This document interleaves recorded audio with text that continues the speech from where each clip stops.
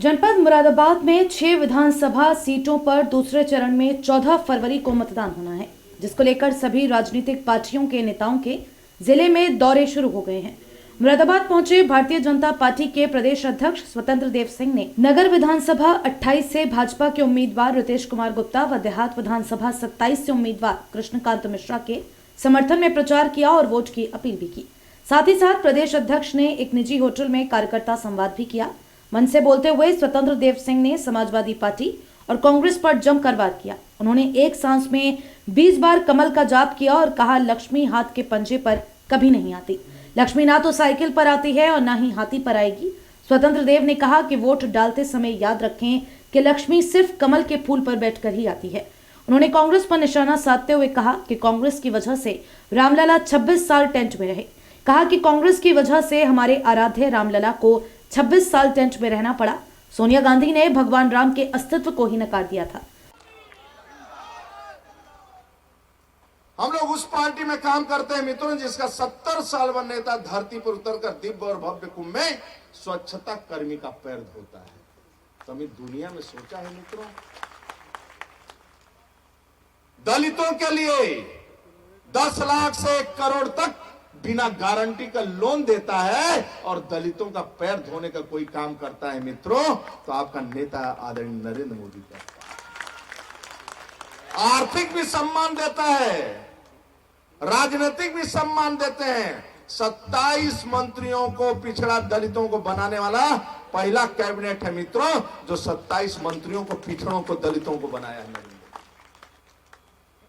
पिछड़ा आयोग भी 70 साल किसी ने बनाया केंद्र में, तो आदरणीय मोदी जी ने बनाया। और उस पिछड़ा आयोग का चेयरमैन कोई बना है तो निषाद बिंद बना है मित्रों, बनाया गया। क्या है पश्चिमी उत्तर प्रदेश की स्थिति?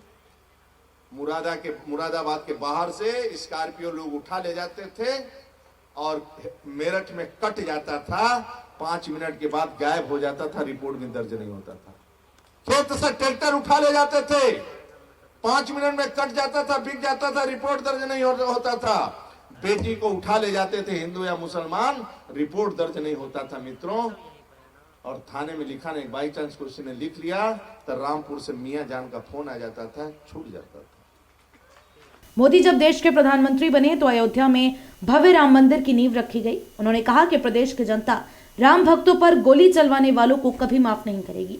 कहा कि इस बार पहले से भी अधिक बहुमत के साथ योगी आदित्यनाथ फिर से मुख्यमंत्री पद की शपथ लेंगे और उनके शपथ लेते ही बाकी बचे कुछ गुंडे भी प्रदेश छोड़ देंगे। उन्होंने सपा पर निशाना साधते हुए कहा कि सपा का मकसद गुंडों का उदय है, वह सत्ता में आई तो गुंडों को जेल से रिहा करेगी। उन्होंने कहा कि प्रदेश में योगी सरकार बनने के बाद से किसी गुंडे की हिम्मत नहीं है कि वे बहू बेटी की तरफ आंख उठाकर देख सके। सपा सरकार में तो गुंडे सरे रहा बेटियों को उठा ले जाते थे, महिलाओं के कुंडल खींच लिए जाते थे, लेकिन पुलिस उनकी रिपोर्ट तक नहीं लिखती थी। आदरणीय योगी जी की 5 साल की योजनाएं लेकर हम जनता के बीच में जा रहे हैं। जो मैंने 5 साल पहले किया था और कहा था कि प्रदेश में गुंडा राज समाप्त करूंगा, भ्रष्टाचार समाप्त करूंगा, आदरणीय योगी जी के नेतृत्व में वो 5 साल के अंदर गुंडा राज समाप्त किया, भ्रष्टाचार समाप्त किया।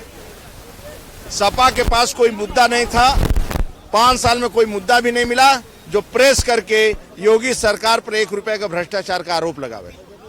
नियुक्तियां में ईमानदारी से मैं किया, न जातिवाद का आरोप लगा, न 1 लाख रुपए की कोई भ्रष्टाचार का आरोप लगा 1 रुपए का। आज कानून का राज है देश के राज्य के अंदर, इसलिए शांति है। सभी गुंडे डरते हैं योगी शासन में। पहले क्या स्थिति था पश्चिमी उत्तर प्रदेश का?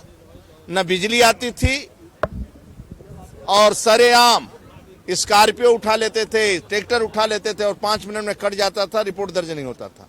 आज 5 साल में लोग सुरक्षित हैं, सभी का सम्मान है।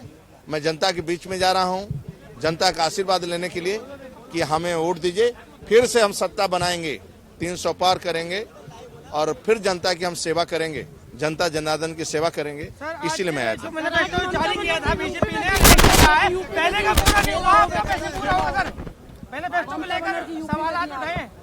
आपसे मैं पूछना चाहता हूँ, मैंने कहा था किसान कर्ज माफ करूंगा, मैंने कहा था गुंडागर्दी समाप्त करूंगा, मैं कहा था भ्रष्टाचार समाप्त करूंगा, गरीबों को सम्मान निधि दूंगा, सभी का पक्का मकान बनवाऊंगा।